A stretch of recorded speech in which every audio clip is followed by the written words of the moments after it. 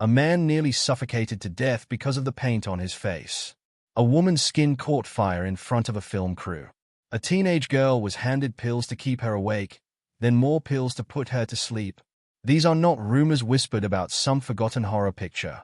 They are documented facts from the making of one of the most beloved family films ever produced, MGM's 1939 version of The Wizard of Oz.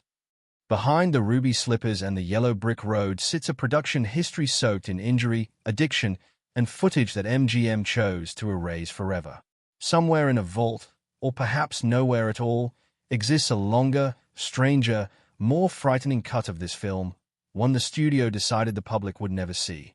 To understand why that darker version existed, you have to understand the panic that created The Wizard of Oz in the first place.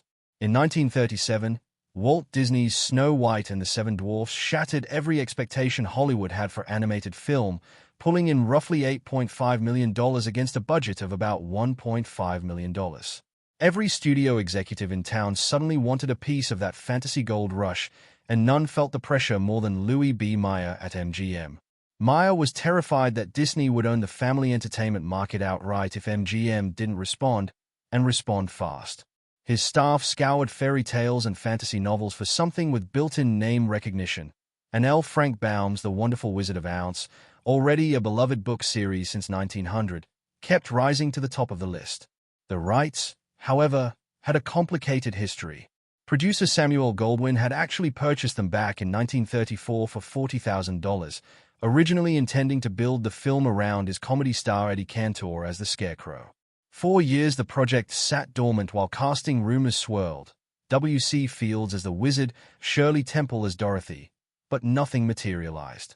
Once Snow White proved fantasy could be a blockbuster, every major studio wanted Oz, and MGM won the bidding war in February 1938, paying Goldwyn $75,000, nearly double what he'd originally spent, for the rights. Goldwyn walked away with a tidy profit. MGM walked into a production nightmare.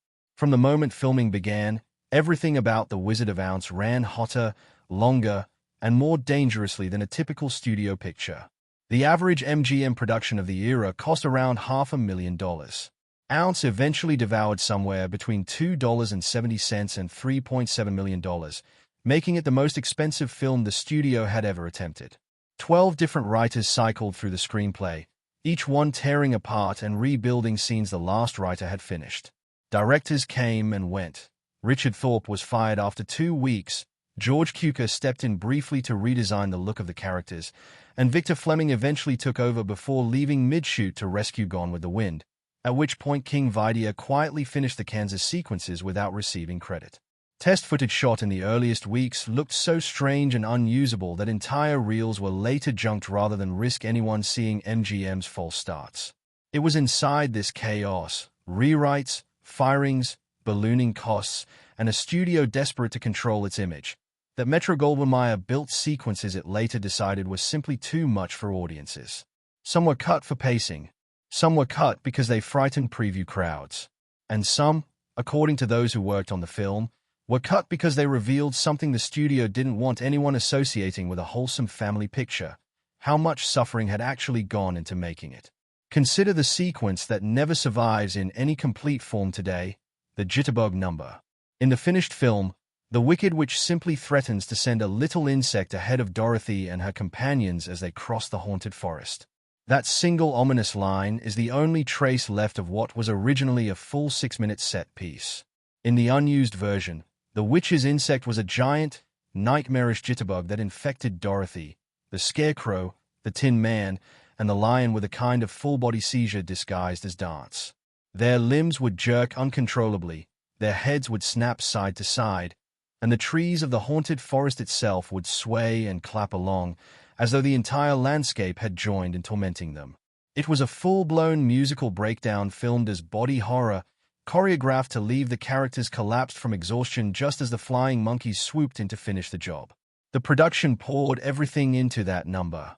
Choreographer Bobby Connolly drilled the cast for 5 punishing weeks before a single frame was shot, and the actual filming, 4 brutal days in January 1939, still cost roughly $80,000, an enormous figure for one scene at the time. Then it was gone.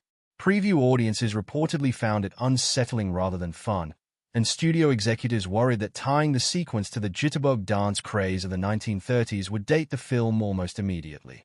There was also a tonal problem. The manic, almost violent energy of the dance clashed badly with the creeping dread the forest sequence was supposed to build. So producer Mervyn Leroy ordered it stripped from the picture. Some of the recorded vocal tracks survive in audio archives, including versions tied to both Buddy Ebsen's original Tin Man performance and Jack Haley's later re-recording, but the visual sequence itself has never resurfaced in complete form. What remains is a single spoken line, dropped like a breadcrumb into a movie that otherwise pretends the whole thing never existed. The forest wasn't the only place where MGM built something bigger and stranger than what audiences eventually saw. After Dorothy melts the Wicked Witch, the finished film moves almost immediately to a quiet return to the Wizard's Chamber. But the original plan was a full-blown victory parade back into the Emerald City, a sequence closer to a state celebration than a simple scene transition. Soldiers marched in formation, dancers filled the streets, a brass band played a triumphant reprise of the Emerald City theme, flower girls threw garlands into the crowd, and a robed figure led the procession like a ceremonial priest guiding a coronation.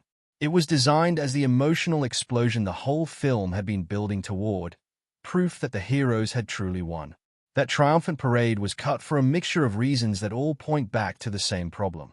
The film had grown too big for itself. Preview audiences were already reacting strongly, and not always positively, to how frightening the Wicked Witch was for younger viewers, and the studio worried that stacking another elaborate spectacle onto an already bloated runtime would exhaust people rather than thrill them.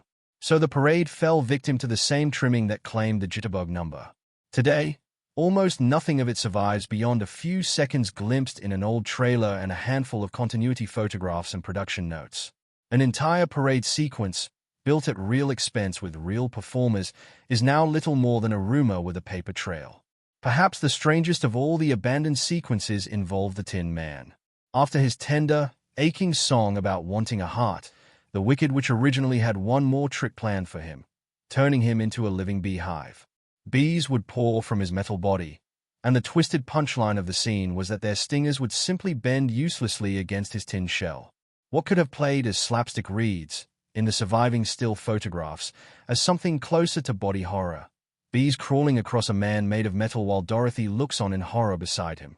Like the parade and the jitterbug number, the beehive sequence exists today only in scattered photographic fragments, continuity records, and the memories of people who worked on the production and later described it in interviews. Cut footage, though, was only half the disturbing story. The other half happened to the people standing in front of the camera, and it happened in ways the finished film could never show. Buddy Ebsen's ordeal remains one of the most genuinely frightening true stories in Hollywood history. Ebsen was originally cast as the Tin Man, and for 10 full days he rehearsed and filmed scenes in a silver aluminum dust makeup designed to give his skin a metallic sheen. The powder had to be reapplied constantly, sprayed on top of a white base, and Ebsen breathed it in with every application. One evening after a day of filming, he found himself unable to catch his breath. His chest wouldn't expand properly, and panic set in as his lungs seemed to lock in place. His wife rushed him to Good Samaritan Hospital in Los Angeles, where doctors discovered that the aluminum dust had coated his lungs. He spent more than 2 weeks in critical condition, part of that time inside an iron lung, fighting simply to breathe. Studio representatives reportedly assumed at first that he was exaggerating and pressured him to return to set, until executives actually visited the hospital and saw the severity of his condition for themselves. By the time Ebsen recovered enough to leave the hospital and later a recovery stay in Coronado, the role had already gone to Jack Haley, and the studio quietly reformulated the Tin Man makeup into a paste rather than a loose powder to prevent a repeat poisoning. Haley still suffered skin irritation and eye infections from the new formula, but he avoided the respiratory collapse that nearly killed his predecessor. Margaret Hamilton's injury was even more visible on screen, if you know what to look for. Playing the Wicked Witch required her to vanish from Munchkinland in a burst of flame and smoke, achieved by having Hamilton drop through a trapdoor elevator hidden beneath the set the instant before the fire ignited. The first take went smoothly, but on a later take, the timing failed. The flames erupted while Hamilton was still descending, and fire swept across her face and hand. Part of her broom caught alight beside her. Crew members pulled her free and smothered the flames, but she had already suffered second-degree burns to her face and even deeper burns to her hand. The injury turned more dangerous once doctors realized her Greenwich makeup contained copper compounds that could poison the open wounds, forcing them to scrub the makeup off with harsh chemicals in a process Hamilton later said hurt worse than the burns themselves. She spent 6 weeks recovering and carried physical scars for the rest of her life. When she returned to finish her remaining scenes, she flatly refused to perform any more fire stunts, and the studio brought in a stunt double for future flame effects, a double who was later injured in a separate explosion sequence, proof that the danger on set never fully disappeared even after Hamilton stepped back. Then there was Judy Garland, 16 years old and effectively the load-bearing wall of the entire production. The shooting schedule stretched to roughly 5 months, brutally long for the period. And to keep her functioning through exhausting overnight filming sessions, the studio gave her stimulant pills to stay awake and sleeping pills to bring her down once the cameras stopped rolling. That cycle repeated day after day until it simply became routine. By the time production wrapped, Garland had grown dependent on the medication just to get through ordinary days, a dependency that trailed her for years afterward and that many biographers trace directly back to this production. On top of the drug regimen, the studio constantly adjusted her costuming to disguise her developing teenage body and make her read as younger and more childlike on screen, while directors coached her to behave like a much younger girl during rehearsals. She gave one of the most emotionally resonant performances in film history while, off-camera, being chemically and physically managed by the adults responsible for her well-being. Even the sets themselves were a hazard. Technicolor photography of the era required extraordinarily bright, hot lighting rigs, and temperatures on the sound stages reportedly climbed close to 100 degrees Fahrenheit under the lights. Costumes soaked through with sweat, makeup melted and had to be constantly reapplied, and the extended 5-month shoot meant cast and crew endured those conditions day after day, month after month, far beyond what most productions of the time asked of anyone.